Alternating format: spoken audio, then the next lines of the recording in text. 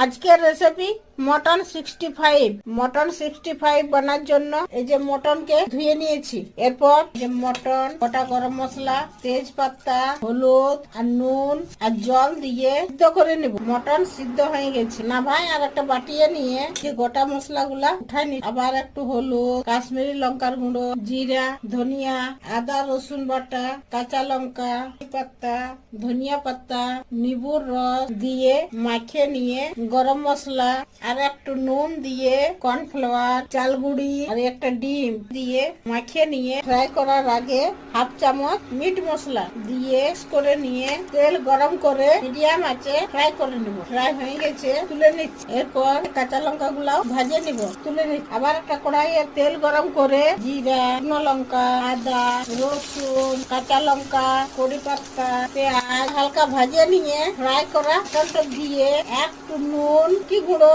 ধনিয়া পাতা, গুড় রস দিয়ে নামায় আর বাটিয়ে নিব। মটন 65 বনে রেডি।